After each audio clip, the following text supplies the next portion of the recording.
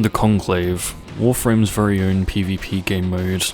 Despite its small player count, it still receives updates in the form of hotfixes and balance patches. I'd forgive you if you've never played or even heard of the Conclave, unless you've spent ages queuing for a lucky match or in a dedicated Conclave Discord server. You are rather unlikely to have any standing in it, which is a shame since one of my favourite characters is tied to the Conclave. But we'll talk more about that later. To begin, I'd like to talk about two of Conclave's main problems. 1. The lack of players makes it difficult to get standing, and 2. The lack of reward or incentive to drive players to gain said standing. Let's tackle problem number 1 first, the lack of players. I've found a couple potential fixes for this option, though I feel like the latter one would work better than the former. Firstly, a lobby browser of sorts, something similar to Valve's community server browsers, where players can search for tags and people. When hosting the lobby, the player hosting will be given the option between a casual or ranked match. Both options would give standing, however ranked would be the Conclave purely as is. Casual, however, would give the host more options for the match. This would include banning or balancing weapons and warframes, enabling companions, or even enabling all mods. Imagine something similar to custom game modes in other multiplayer shooters. Now, we have our second potential fix, Spectre lobbies. Spectre lobbies would be a toggleable option that would fill vacant slots in the game with Warframe Spectres. These Spectres would act similarly to how they do in the Index or the Planet Junctions. Perhaps these Spectres could even be kitted with loadouts to practice against specific types of players. Yes, I am essentially suggesting bot lobbies to earn standing for the Conclave. And hey, while we're at it, why not make Ludoplex games give Samara standing as well? We may actually get more players on frame fighters if that were the case. Now that we've potentially solved our first problem, it's time to tackle our second issue, the lack of rewards in the Conclave. Currently, the Conclave has 3 types of rewards for leveling it up: cosmetic, mods, and miscellaneous. Cosmetics include sigils, armor pieces, weapon skins, and a sandana. Mods include weapon-specific mods, Conclave-specific mods, and augments. Finally, in our miscellaneous category, we've got 3 pre-built warframes in the form of Mag, Volt, and Excalibur, Exless Warframe adapters, and relic packs. While most of the items here have their appeal, there are alternate ways to get everything that isn't Conclave exclusive. The mods can be transmuted, dropped by Sentience, or picked up in Nora's Nightwave shop, if they're in rotation. The 3 aforementioned warframes can be obtained via Assassination, Dojo Research, or the Circuit. As for relic packs and Exless Warframe adapters, they have a variety of methods for being obtained. Only the cosmetics and a handful of mods are truly locked behind Conclave's Odd Syndicate. So, what can we do with this? Let's start by removing all 3 frames, as players who have managed to get this far in the Conclave most likely have all 3 of them. In their place, I'd suggest either a rotating stock of warframes, similar to Duviri circuits, or warframe skins.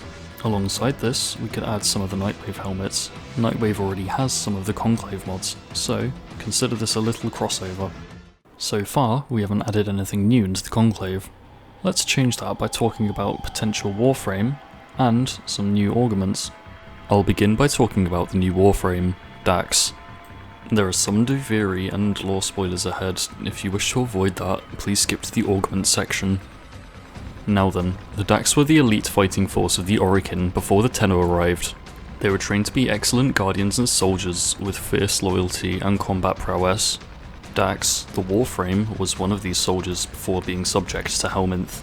The Helminth meshed their flesh with the armour that they wore oh so often, causing their appearance to become something similar to that of Teshin and the Dax Gladius from Duviri. In terms of abilities, Dax is heavily inspired by the various Dax enemies from Duviri. Let's start with their passive, called Intensive Training. After being trained extensively with various forms of weaponry, Dax gains a plus 25% global damage increase against all factions. Imagine this as something similar to a built-in Bane or Smite mod. I'm fairly certain that there are no frames as of now that have a damage bonus as their passive, making Dax the first one. Now let's cover Dax's exalted weapon, the Formless Weapon. Using any of Dax's abilities will either summon or change the form of their exalted weapon. The Formless Weapon will then remain in play until holstered. The Formless Weapon can equip both bow and melee mods, and affects the damage of Dax's abilities. Moving on, let's cover Dax's first ability, Gladius. Dax summons the formless weapon in the form of a sword. Tapping the ability would result in a slash dash of sorts, one that would not flow between enemies. Holding the ability would result in Dax launching 3 energy blades forwards. Range would increase the distance of both abilities. Duration would increase the punch through of the energy blades, and strength would increase the amount of energy blades. The second ability, Arcus, would cause Dax to summon the formless weapon in the form of a bow. Tapping the ability results in Dax jumping backwards, releasing mines either side of them as they do so. Holding the ability would result in Dax channeling a massive energy shot. The longer the ability is held, the more damage it will deal. However, it will also drain more and more energy. Running out of energy while channeling will result in it firing prematurely. Range would increase the distance of the jump and the energy shots. Strength would increase the overall ability damage, and duration would result in more efficient channeling of the energy shot. This ability would also be used for Helminth, being altered slightly to work without the formless weapon. The third ability for Dax is called Herald. This ability causes Dax to summon the formless weapon in the form of a banner. Dax then raises this banner into the air, causing a field around him that empowers allies and damages foes. This ability is channeled, and the buff it provides to allies will apply the formless weapon's damage as a separate instance anytime damage is dealt. Range increases the area of effects of the field, with duration allowing the effect to persist even after an ally leaves the field. The fourth and final ability of Dax's kit is Malleus. Dax summons the formless weapon in the form of a warhammer. Dax then slams the mighty hammer into the ground, causing an explosion that ignores armor and draws enemies to the center of the explosion. If Dax is affected by a herald buff, be it their own or an ally's, the explosion will gain a lingering hitbox. Range increases the ability size, strength increases the amount of damage, and duration increases the amount of time the lingering hitbox lasts. Possible augments for Dax could alter their abilities to be similar to that of the other abilities of the Duviri Dax, with slight alteration of course. For example, Gladius could become Radial Gladius. This augment would alter the held ability of Gladius, causing Dax to plunge their sword into the ground and create a massive tornado around themselves after a few seconds. Arcus would gain Downpour Arcus. This would alter the tapped ability of Arcus, instead causing an area of falling arrows to rain down on a target. Herald would gain Herald of Spring, allowing Dax to place down the effects of Herald in an area, similar to that of Oberon's hallowed ground. And Malice could become Equitum, which would cause an expanding shockwave and rain down various exploding projectiles. For world building, Dax could potentially have some interactions with both Teshin and Varzia. Maybe both of them find the frame a bit familiar, perhaps admitting something along the lines of, "You have grown much, young Dax." Moving away from my horrific Teshin impression, let's get onto something more fun. Augment Mods. Since the Conclave is a side game mode, most of its augments should allow for more fun or experimental gameplay. As such, some of the augments I'm about to suggest will be more or less useful inside the Conclave. The augments I present will be at max rank. To figure out their stats at base rank, simply divide them by 4. Having said that, let's begin. Necros is our first frame on the list. He already has an augment for Soul Punch, but we will be giving him another. Shadow Punch is a Soul Punch augment that would revive the target with 50% of their health as a Shadow of the Dead. These shadows cannot be healed by any means, and their health will slowly deteriorate. These shadows will also not add to your Shadows of the Dead limit. Next we have Wandering Horror, a Terrify augment. Terrify becomes a channeled ability, and its effects follow Necros until the ability ends. Terrify also gains plus 20% duration, if used outside the Conclave. Now we have Soul Snack, the Desecrate augment.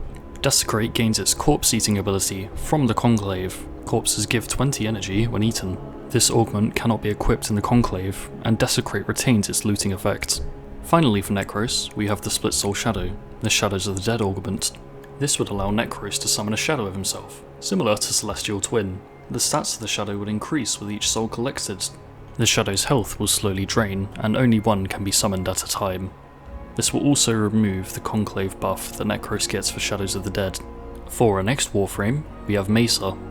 Our first augment is Bouncy Battery, a ballistic battery augment that gives it immense punch through and allows it to ricochet between enemies. If there are no targets nearby, Ballistic Battery will attempt to rebound back into its original target. Next augment for Mesa is Rapid Shots, the Shooting Gallery augment. Shooting Gallery increases the fire rate of weapons by 100%, and it can be cast during Peacemaker. The buff also applies to all allies at once, so no more waiting your turn. Our third augment for Mesa is called Bullet Shield. It's for Shatter Shield. Projectile damage taken during Shatter Shield will be stored, and then, at the end of it, released for plus 200% damage. Finally, we have Realized Regulators, Mesa's Peacemaker augment. Peacemaker loses its movement penalty, but Regulator's aim assist is locked to 5 degrees. Outside the Conclave, Regulators gain 5% crit chance for every kill they've gotten in the past 5 seconds. This caps out at 50%. Moving on to Oberon with another 4 augments. First on the list is Blinding Smite, a Smite augment. Smite blinds any affected target for 5 seconds. The orbs summoned by Smite will also blind. Outside of Conclave, Smite also gains an additional 5 orbs. Harmless Hallow is a Hallowed Ground augment. Hallowed Ground grants allies standing in it 30% damage resistance and knockdown immunity. The buff persists if an ally is under the effect of Renewal. Good as New is a Renewal augment. This augment gives Renewal the ability to passively revive allies, and also gives allies a 10% lifesteal buff. Lastly, we have Judgment, the Reckoning augment. Reckoning reduces enemy armor by 100%, and grants a lifted status after slamming them down. If an enemy was standing on hallowed ground, they will take increased damage as long as they are lifted. Our fourth frame is Hydroid, who is part of the reason I even decided to make these augments. Forceful Tempest is a Tempest Barrage augment. Tempest Barrage is more likely to cause knockdown on hit. Enemies knocked down by Tempest Barrage are 40% more vulnerable to all attacks. Plundering Puddle is a Tidal Surge augment. Hold casting Tidal Surge will instead cast Undertow, Hydroid's old ability. Enemies trapped in Undertow have their armor stripped and added to Plunder. Plunder's timer is paused during Undertow. Next, we have Endless Bounty, a Plunder augment. After its initial cast, Plunder becomes a channeled ability. Plunder's effect is shared with nearby allies. While channeling, Plunder's timer is paused. Hydroid's last augment is Kraken, a Tentacle Swarm augment. 8 tentacles sprout out of Hydroid's back, smacking nearby enemies and applying a corrosive status. These tentacles do not hold enemies, but they do move alongside Hydroid. Our next frame is Loki, a personal favourite of mine, as they were my first frame. Decoy already has 3 augments, so we will be skipping it. In its place, we will have a passive augment, Trickery. If an enemy is targeting something other than Loki, Loki gains a 50% critical chance and 150% critical damage increase against them. Disguise is an invisibility augment. Loki remains visible, but disguises as a random enemy. While disguised, enemy abilities that buff allies also buff Loki. Now we're on to Thief, our Switch Teleport augment. Loki no longer teleports, but instead steals up to 4 buffs from an enemy. If you cast Thief on an ally, it will grant them a copy of the buffs that you currently have. You cannot have more than 4 stolen buffs at any given time, so you may hold cast to dismiss them. Lastly for Loki, we have Guns for Days, a Radial Disarm augment. For every enemy Loki disarms, he and nearby allies gain a multi-shot buff for the next 30 seconds. Recasting resets the buff duration, and adds extra multi-shot based on enemies disarmed. The stealth frame, known as Ivara, is next. We'll start with a passive augment, Stealth Expert. For each stealth kill Ivara gets, she gains 100% affinity bonus, regardless of the weapon used. This buff replaces the melee stealth affinity bonus, and stacks up to 1000%. Pre-planned Pathways is our next augment, for Navigator. Tap casting Navigator on an enemy will mark them. This causes any projectile fire to aggressively home in on the target. Instead of a new augment for Prowl, I'm suggesting a rework to Infiltrate instead. Infiltrate would allow for full movement during Prowl, including sprinting and sliding. Pickpocket speed will also be increased by 50%. As for ignoring lasers and magnetic fields, this should come built into all stealth abilities, as Wukong's Cloudwalker can already ignore them without any augments. Our final Ivara augment is Arrow Barrage, for Artemis Bow. Artemis Bow's multi-shot changes from a line of arrows into a cone spread of them. Charging the bow increases multi-shot up to 200%. I'm now going to start skimming over augments, as otherwise this video will last far too long. If you wish to read an augment's full effects, you may pause the video and read them. We'll begin with Limbo, who comes packed with True Rift, Roaring Banish, Shredding Stasis, and Centerpoint Calamity. Next we have Nova, who comes with Supernova, Protective Portal, and Atom by Atom. Trinity is next, with Mobile Medic, Link Systems, and Overcharged Blessing. This video was made before her light rework, so do keep that in mind. Rhino stomps his way through his potential augments. Relentless Charge, Champion's Roar, and Shattering Stomp. Titania gains 3 augments, Taxing Tribute, Phalite Lantern, and Queen of Loot. Valkyr also has 3 augments, Pounce, Warcry of Weaponry, and Poisonous Paralysis. Second to last we have Ashe, who gains Stacking Shurikens, Caltrops, and Frail Teleport.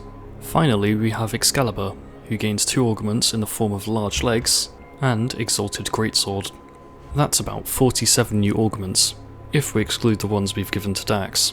Other suggestions that could potentially be added include a Teshan Spectre that alters its damage based on its target, a race game mode with simple maps and modes in the form of Parkour, Arcwing, K-Drive, and Atomicycle, an update to the training tab in the Codex, where instead of text, Teshan guides you through your training, some of the Duviri sacrifice decrees being added as corrupted mods, in particular the one with increased ability strength for less weapon damage, and finally, Conclave stances being able to be used outside the Conclave, with altered damage of course. To summarise, the Conclave is long overdue an update or overhaul to increase draw to it. Custom lobbies, Spectres to earn standing, and more rewards would likely increase the player count, if only by a bit. With that out of the way, that's pretty much all for this video. Like, comment, subscribe, all that jazz. This video format isn't something I've tried before, so feedback would be appreciated. And with that, I'll see you in the next one.